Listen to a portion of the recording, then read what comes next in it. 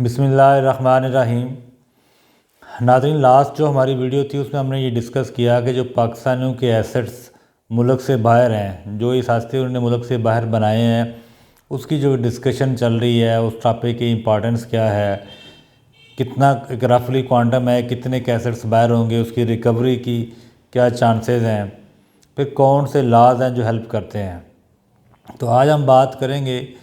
कि different laws जो over the period जो कि हेल्प कर रहे थे,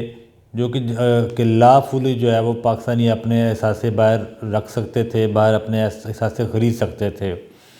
तो पहली बात, जो पहला क्वेश्चन आएगा वो ये कि क्या पाकिस्तानी एक जो इंडिविजुअल है या पाकिस्तानी सिटीज़न है वो मुल्क से बाहर जो है वो ये एहसास अपने नाम पे रख सकता है, एसेट अपने नाम पे रख सकता है। तो इसका आंसर है यस, कि लॉफुली कोई भी जो पाकिस्तानी है वो मुल्क से बाहर कोई एसेट अपने नाम पे रख सकता है। जब पाकिस्तान में जो फॉरेन एक्सचेंज है उसका जो प्राइमरी लॉ है वो फॉरेन एक्सचेंज रेगुलेशन एक्ट 1947 है। फिर फॉरेन एक्सचेंज मैनुअल है जिसमें रूल्स हैं, प्रोसीजर्स हैं कि ये लॉ किस तरह से ऑपरेट होगा। तो उसके तहत एक SRO था 1016 जो कि अक्टूबर 17 1979 में इशू किया गया था। उसमें एक रिक्वायरमेंट होती थी कि पाकिस्तानी जो है अगर वो मुल्क से बाहर कोई फॉरेन करेंसी या फॉरेन एक्सचेंज उसके पास है तो वो ऑथोराइज डीलर यानी जो कमर्शियल बैंक्स हैं उनको वो सरेंडर करेगा। और वो SRO जो है वो अक्टूबर 11 2003 है, एक SRO 984 है, उसके तहत उसको ख़त्म कर दिया गया। जिसका मतलब यह है कि उस डेट के बाद आपके पास फॉरेन एक्सचेंज है तो आप उसको सरेंडर करने की कोई ऐसी लॉ की रिक्वायरमेंट नहीं है। आप उसको होल्ड कर सकते हैं, अपने फॉरेन करेंसी अकाउंट बाहर रख सकते हैं, उसमें फॉरेन एक्सचेंज पड़ा हो सकता है। अच्छा, 1990 की जो दिहाई है बेसिकली वहाँ से कुछ ऐसे कवानीन बने जो स्पेसिफ़िकली बड़े हेल्पफुल थे कि आप की जो फॉरेन एक्सचेंज है उसकी मूवमेंट है, उसकी प्रोटेक्शन है, उस पर इम्यूनिटी है। इस तरह टैक्स लाज में अमेंडमेंट हुई तो उसमें कुछ हम आज डिस्कस करेंगे कि फॉरेन एक्सचेंज की अगर हम बात करें तो protection of economic reforms act 1992 वो बनाया गया। इस तरह से foreign exchange foreign currency accounts protection ordinance 2001 ये लाया गया। इन दो कवानीन को मैं अगर आसान अल्फाज में कहूँ तो ये था कि जो इंडिविजुअल है, नॉट कंपनी, यानी जो सिटीज़न ऑफ पाकिस्तान है वो अपना फॉरेन करेंसी अकाउंट ओपन कर सकता था। उसमें मार्केट से डॉलर परचेज़ करके, जो एक्सचेंज कंपनीज हैं वहाँ से परचेज़ करके उस अपने डॉलर जो फॉरेन करेंसी अकाउंट है उसमें पैसे जमा करा सकता था। वहाँ से without any approval of state bank वो पैसा मुल्क से बाहर जहाँ पर भी उसका अकाउंट है या जिस मुल्क में वो चाहे वहाँ यहाँ से ट्रांसफ़र कर सकता था। उस पर कोई रिस्ट्रिक्शन नहीं थी। अलबत्ता कंपनीज़ को ये जो सहूलतें हैं ये मुयस्सर नहीं थी। तो जब आपके फॉरेन एक्सचेंज लॉज जो हैं वो इतने लिबरल थे और डीरेगुलेट कर दिए गए,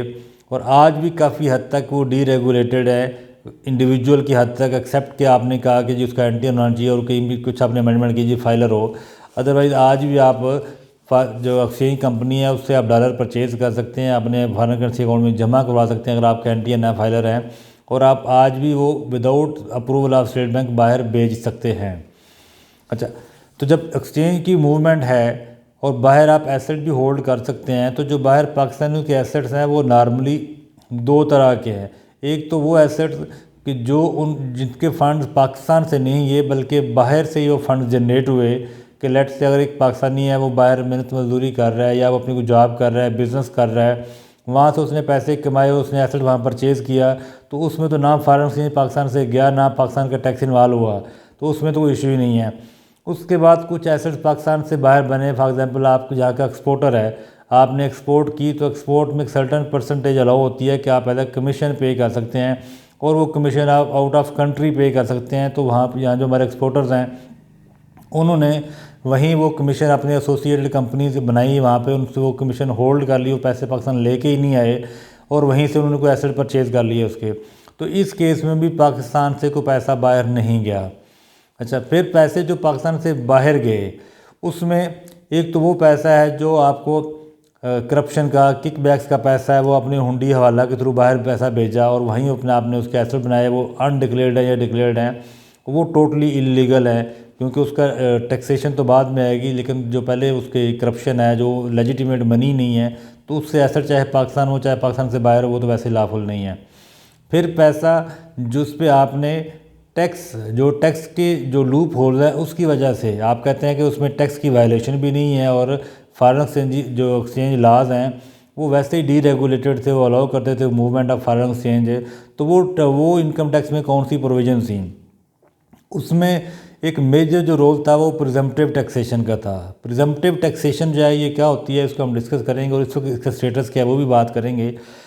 प्रिजम्पटिव टैक्सेशन 1990 में ये इसका आगाज़ हुआ, और उस वक़्त इसका जो बुनियादी मकसद वो ये था कि सोसाइटी में कुछ सेक्टर्स हैं, कुछ लोग जो टैक्स देना ही नहीं चाहते, उनको कवर करने के लिए एक स्टॉप गैप अरेंजमेंट था। आज भी अगर आप मिनट्स ऑफ मीटिंग निकाल लें उस वक्त के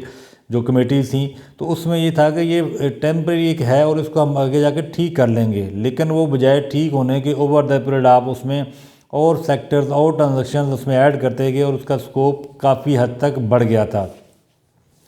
प्रिजम्पटिव टैक्सेशन में क्या होता है कि इनकम टैक्स का जो कानून है वो ये कहता है कि आपकी जो इनकम है उसके ऊपर आपने टैक्स देना है, यानी एक सर्टन थ्रेशोल्ड से ऊपर आपकी इनकम होगी तो आपने टैक्स देना है। इनकम आप वर्कआउट करते हैं, आप कहते हैं कि मेरी जो रिसीट्स हैं या मेरा रेवेन्यू है उसमें से आप एक्सपेंसेस माइनस करते हैं, तो आपकी इनकम है उसके ऊपर सर्टन स्लैब रेट्स हैं, या कंपनी है तो एक फिक्स रेट होता है, तो आप रेट अप्लाई करते हैं और आप अपनी इनकम वर्कआउट करते हैं। अच्छा, प्रिजम्पटिव टैक्सेशन में इनकम का जो रिलेशन है टैक्स से वो हटा दिया जाता है, और टैक्स रेट जो है वो एक ट्रांजैक्शंस के ऊपर, रिसीट्स की वैल्यू के ऊपर टैक्स लगा दिया जाता है और कहता है कि ये फुल एंड फाइनल टैक्स है। फॉर एग्जांपल आप एक्सपोर्ट कर रहे हैं, तो आपने 1 लाख रुपए की एक्सपोर्ट की, जो पैसा बाहर से $1 लाख आया उसके ऊपर 1% टैक्स बैंक ने काट लिया, तो आपने कहा भाई इस ट्रांजैक्शन है, ये जो रिसीट वैल्यू है इसके ऊपर ये टैक्स कट गया, अब ये जो जितनी एक्सपोर्ट है इससे जो इनकम है उससे गरज नहीं है, उसका रिलेशन आपने टैक्स से ख़त्म कर दिया गया, तो आपकी जो ट्रांजैक्शन वैल्यू है वो आपने 1% टैक्स दे दिया, वो फुल एंड फाइनल है। अब ना तो आपको अकाउंट्स रखने की ज़रूरत है, ना आपको कोई रिकॉर्ड रखने की ज़रूरत है, ना आपको कोई इनकम टैक्स की रिटर्न फाइल करनी है। आपने सिंपल एक स्टेटमेंट फाइल करनी होती थी जिसमें आपने रिसीट्स की वैल्यू लिखनी होती थी और जितना टैक्स कटा है वो लिखना होता था। तो अब इससे क्या हुआ कि इससे जो आपकी कितनी इनकम है उसका कोई अंदाज़ा नहीं है, उससे जो आप एसेट्स क्रिएट कर रहे हैं उसका आपकी टैक्स रिटर्न के साथ कोई नेक्सेस नहीं रहा। तो अब ये जो अनडॉक्यूमेंटेशन शुरू हुई, इससे क्या हुआ कि आपने आपने कहा जी मेरी इतनी इनकम है, मैं प्रिजम्पटिव टैक्स में फाइल करता हूँ, मेरे लिए कोई अकाउंट्स की रिक्वायरमेंट नहीं है, तो आपने उस इनकम से जो कि आपने डिक्लेयर की, जिस पे कोई क्वेश्चन नहीं होना था, उससे आपने मार्केट से डॉलर परचेज़ किए, चाहे आप यहाँ ऐसे बनाएं, चाहे आप मार्केट से डॉलर लेके अपने फॉरेन करेंसी अकाउंट में डालें और यहाँ से जहाँ मर्जी ले जाएं, वहाँ जाके एसेट परचेज़ कर लें, तो इसमें आपको जो टैक्स है इसमें एक बड़ा लूप होल था और इस तरह से लोग प्ले कर रहे थे। अच्छा, फिर टैक्स में जो दूसरा लूप होल था, अच्छा प्रिजम्पटिव टैक्स का इस वक्त स्टेटस क्या है, इस वक्त दिया है कि जो फाइनेंस एक्ट 2019 है उसमें प्रिजम्पटिव टैक्स को मिनिमम टैक्स रिजीम में कन्वर्ट कर दिया गया है, यानी सरकार को ये भी जो टैक्स गुजार है उस पर एतबार नहीं था कि अगर हम इसको नॉर्मल टैक्स रिजीम में लेके आएंगे तो हमारी जो टैक्स मशीनरी है वो ये ना हो कि वो टैक्स कलेक्ट ही ना कर सके और एकदम जो है वो वहाँ पे जो रेवेन्यू लॉस है उसको एक्सपेक्ट करते हुए उन्होंने कहा जी जो टैक्स विद होल्ड हो रहा है, जो टैक्स कट रहा है वो मिनिमम टैक्स है। अब उसके अपने मसले मसाइल हैं, बट इस वक्त सिचुएशन ये है कि जो फाइनेंस एक्ट 2019 के बाद सिर्फ 3 सेक्टर्स हैं कि अगर आप एक्सपोर्टर हैं या आपको प्राइस एंड विनिंग से आपको कोई जो पैसा मिलता है उस पर जो टैक्स विद होल्डिंग है, या जो आप पेट्रोल पंप ऑपरेट कर रहे हैं जो पेट्रोलियम के कारोबार से रिलेटेड हैं तो उस पर जो टैक्स कटता है, ये 3 टैक्स फुल एंड फाइनल हैं। बाकी जो FTR के केसेस थे जो सेक्शन 169 है उसको अमेंड करके वहाँ से निकाल दिया गया है और वो मिनिमम टैक्स में चले गए हैं। मिनिमम टैक्स के अपने मसले मसाइल हैं, वो हम किसी और वीडियो में डिस्कस करेंगे। अच्छा, इनकम टैक्स में प्रिजम्पटिव के अलावा फिर एक इम्यूनिटी अवेलेबल थी, परपेचुअल हम कहते थे इम्यूनिटी दी गई है, वो था सेक्शन 111(4). उसमें ये कहा कि आपने यहाँ से आपको कोई टैक्स देने की ज़रूरत नहीं है, आपने यहाँ से सारे आउट ऑफ बुक सेल करें, परचेज़ करें, पैसे बनाएं, वो पैसे हुंडी हवाला के थ्रू बाहर भेज दें वहाँ से आपने सिर्फ एक शर्त है कि बैंकिंग चैनल के थ्रू पाकिस्तान में पैसा ले आएँ और उस पर कोई पूछ पकड़ नहीं है कि वो पैसा उसके कैसे गया, किस तरह से आया, और आपको कोई टैक्स देने की ज़रूरत नहीं है। ये जो सिचुएशन है ये अनएंडिंग चलती रही और यहाँ पर लोगों ने आउट ऑफ बुक्स चीज़ें रखी, ना को टैक्स दिया, और आपका जो इस प्रोविज़न को अवेल करते हुए इम्यूनिटी अवेल करते गए। अच्छा, इसमें भी इस वक्त जो सिचुएशन है, अगर हम इसको आज की लिहाज में देखें तो इसमें भी अमेंडमेंट हुई। पहले इसको 2018 जो 2018 का जो आपका फाइनेंस एक्ट था, जो बजट आया था, उसमें एक कैप लगाया गया। उसमें ये कहा गया कि बाहर से जो पैसे आएंगे उस पर इम्यूनिटी है, कोई कुछ नहीं है, बैंकिंग चैनल्स होने चाहिए, लेकिन उसकी अमाउंट जो है उसको फिक्स किया गया 10 मिलियन तक। यानी अगर 1 करोड़ रुपया एक साल में बाहर से आता है बैंकिंग चैनल से, उसको इम्यूनिटी है। अगर उससे ज़्यादा पैसा आप फॉरेन रेमिटेंस में क्लेम करेंगे तो उसका इम्यूनिटी नहीं, वो आपकी इनकम में ऐड हो जाएगा। फिर फाइनेंस एक्ट 2019 का जो बजट आया, फाइनेंस 2019 का बजट था, उसमें इस 10 मिलियन को फर्दर रिड्यूस करके 5 मिलियन कर दिया गया। तो इस वक्त स्टेटस ये है कि अगर आपका बाहर से पैसा आ रहा है आपके बैंक अकाउंट में, आप कहते हैं कि बैंकिंग चैनल से आया, मुझे इस पर इम्यूनिटी है, हमें अवेल करनी है, तो उसका एक्सटेंट है मैक्सिमम 5 मिलियन आ ईयर, यानी एक साल में 50 लाख तक एग्जम्पशन है। इससे ऊपर अगर आप फॉरेन रेमिटेंस में डालेंगे तो उसमें आपको 111(4) में इम्यूनिटी नहीं मिलेगी। इसी तरह से एक और सेक्शन था जो टैक्स के कानून में, हुआ है गिफ्ट। यानी इसमें कोई जो है आपको ये ज़रूरत नहीं थी कि मैं आपका रिश्तेदार हूँ, आप कोई अनरिलेटेड बंदा किसी को गिफ्ट कर रहा है और उस पर कोई टैक्स नहीं है। आपने देखा होगा कि बहुत सारी जो पीछे अखबारों में भी आया था कि जो बाहर से बहुत सारे यहाँ पे लोगों ने कहा कि जी हमें बाहर से पैसे आए हैं और वो गिफ्ट आया बाहर से, हमें फैमिली मेम्बर्स ने गिफ्ट भेजा है, हमें फ़लाँ ने गिफ्ट भेजा है, और गिफ्ट के ऊपर क्योंकि कोई टैक्स नहीं है।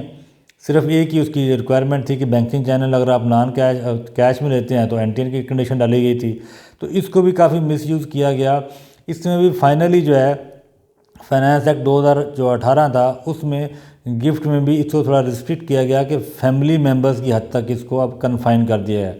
इस वक्त ये कानून ये है कि अगर आप फैमिली मेम्बर्स की हद तक अगर आप गिफ्ट लेते देते हैं तो उस पर इनकम टैक्स नहीं है। अदर दैन डैट जो है वो अब उस पर पूछ होगी और आपकी इनकम में वो ऐड हो सकता है।